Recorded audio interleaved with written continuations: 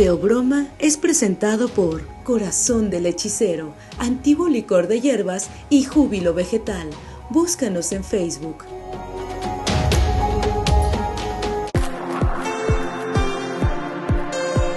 Declaración de principios.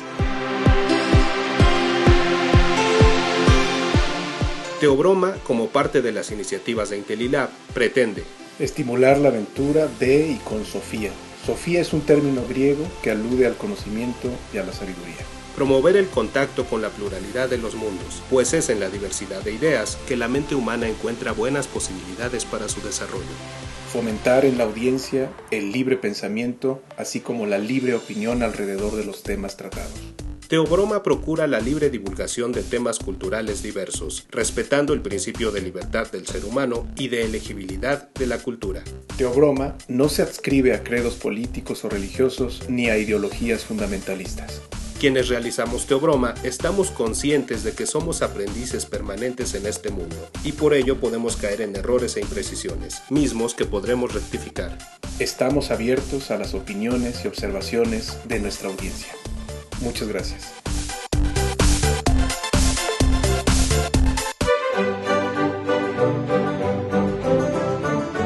Bienvenidos al segundo podcast de Teobroma, una emisión que busca exponer diferentes puntos de vista y fomentar el intercambio de ideas. Mi nombre es Julio César y les agradezco que hayan escuchado el podcast anterior. También bienvenidos a quienes nos escuchan por primera vez. Nos acompaña nuevamente nuestro amigo Carlos Umbral. Carlos, bienvenido. Muchas gracias, muy buenos días. Y estamos especialmente contentos porque en este podcast se suma un nuevo colaborador, va a estar participando con nosotros y es el maestro Rodolfo Bucio. Bienvenido, maestro. Gracias. Y entonces vamos a empezar. Vamos a estar hablando de distintos temas que tienen en común, que se trata de elementos que distinguen a México de otras partes del mundo. Es algo que me parece muy interesante y me gustaría escuchar lo que ustedes tienen que aportar. Así que, ¿con qué tema les gustaría empezar? Pues vamos a dejar que el maestro Rodolfo Bucio dé el primer paso. Pues si me dejan escoger a mí el tema, me gustaría hablar de los ajolotes o del ajolote perfecto. en singular. Bienvenido.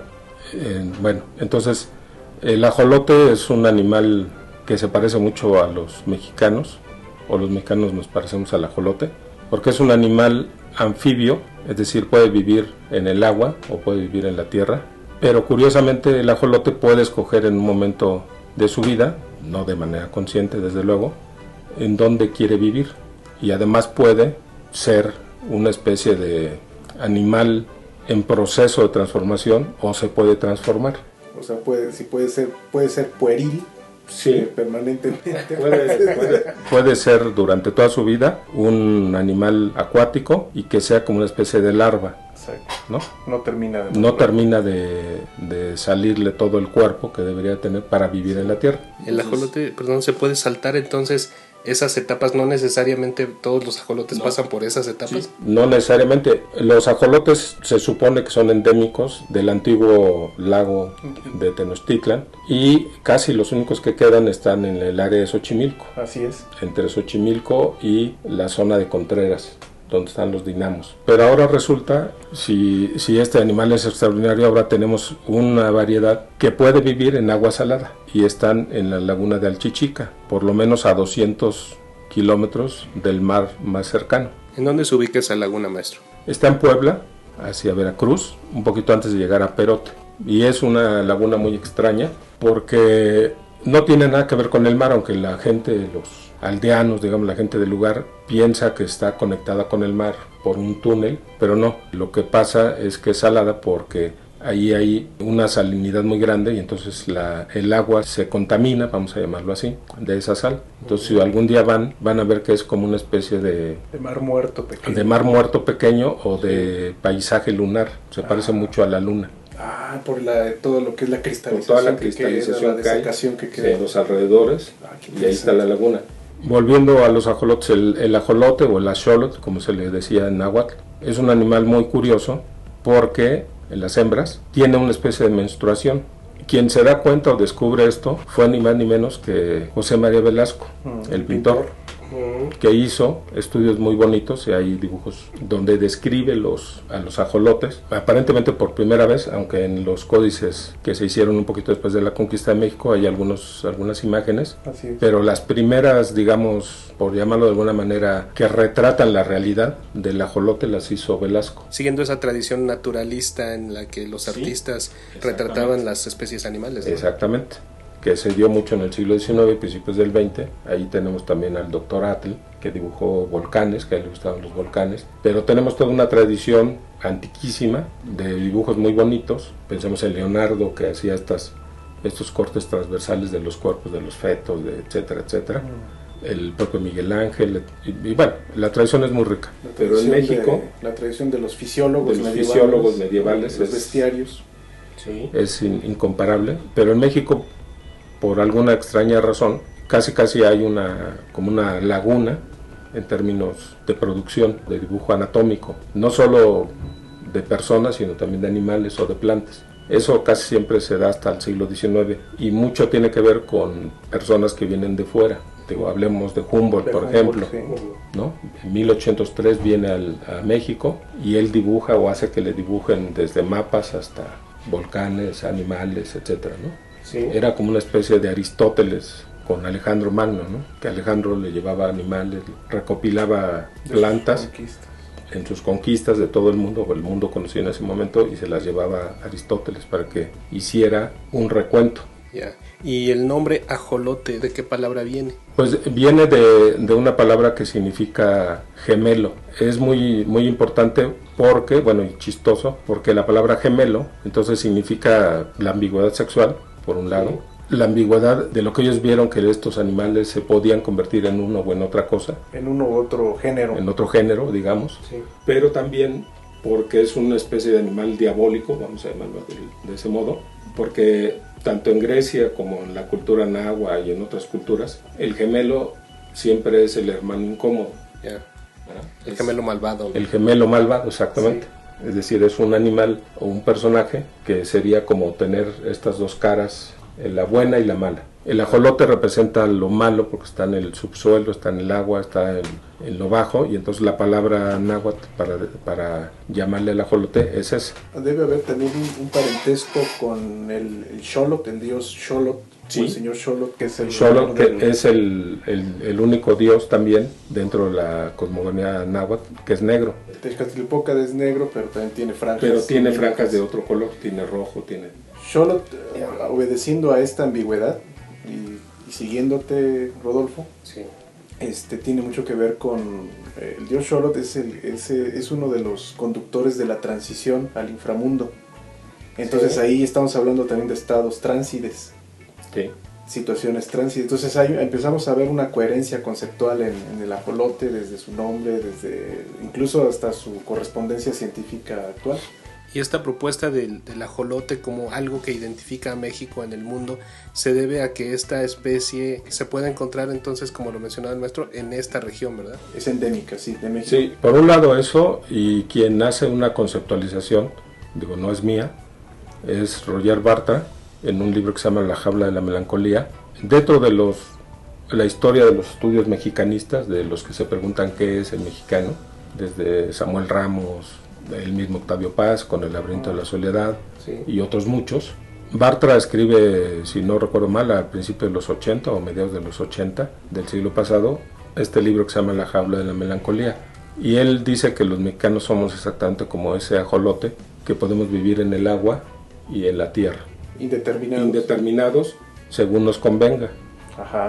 Entonces, si el gobierno es panista, pues muchos se vuelven panistas. Si el gobierno fuera del PRD, pues se vuelven perredistas. Y si es del PRI, hoy, pues ahora ya nadie reivindicaría lo anterior. Es una forma de sobrevivir, ¿no? Que buscan. Es un mimetismo a conveniencia, igual que el del ajolote. Y en el siglo XIX, después de los estudios, dibujos, etcétera, de Velasco, se desata una especie de interés en Europa, y muy al principio del siglo XX, entre el final del XIX y principios del XX, se llevan ajolotes a los zoológicos de Europa como un animal extraño.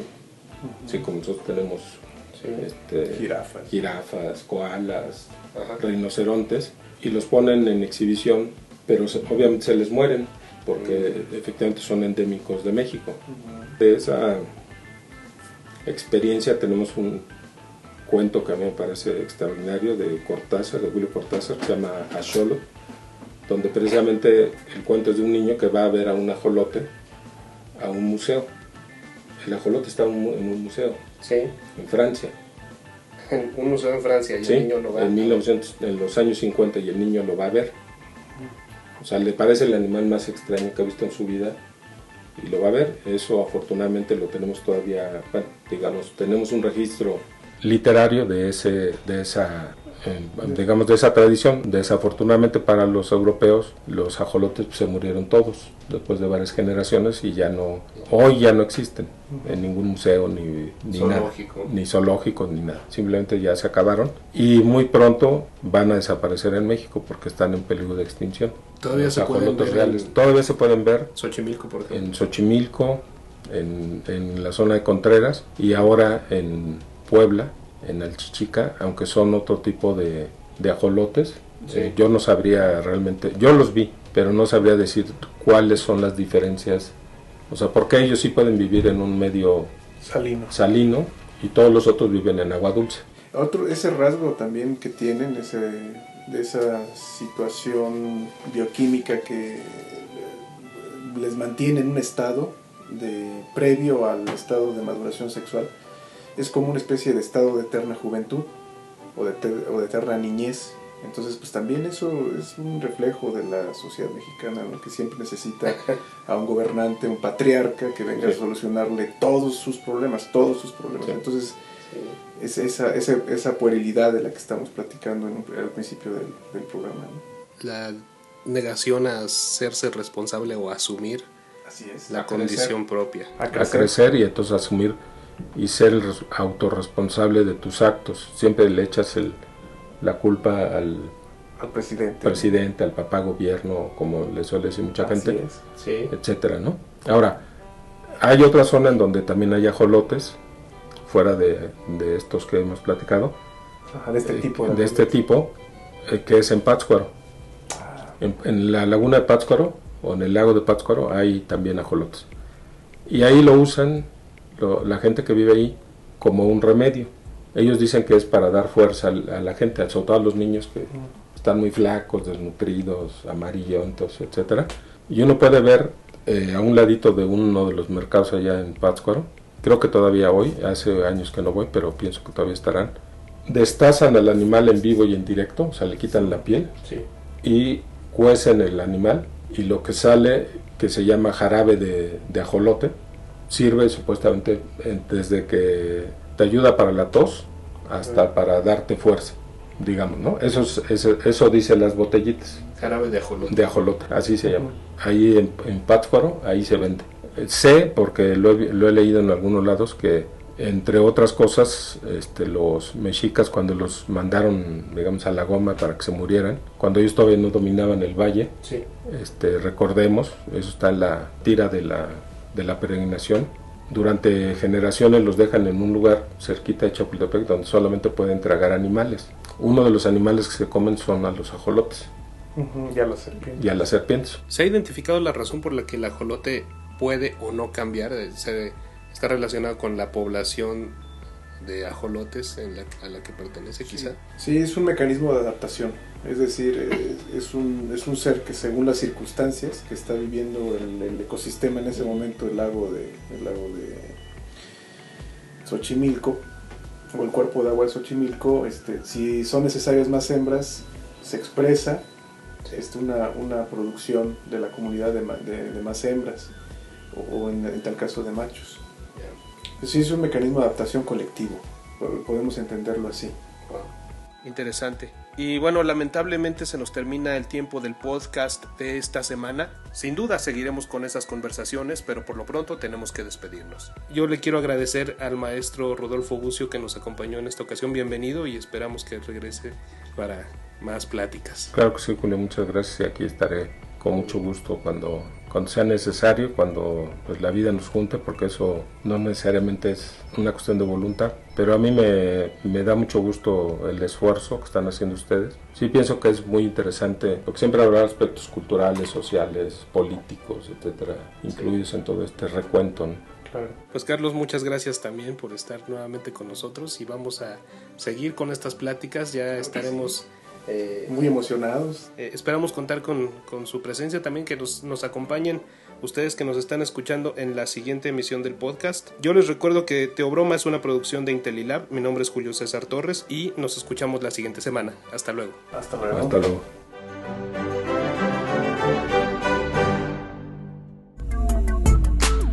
Visita teobroma.mx, donde encontrarás más información sobre nuestros invitados, blogs, noticias, videos, diversos productos y servicios culturales, además de todas nuestras emisiones para escuchar y descargar de forma gratuita. Recuerda que Teobroma se escribe con TH, teobroma.mx. Promiscuidad ideológica y cultura sin dolor.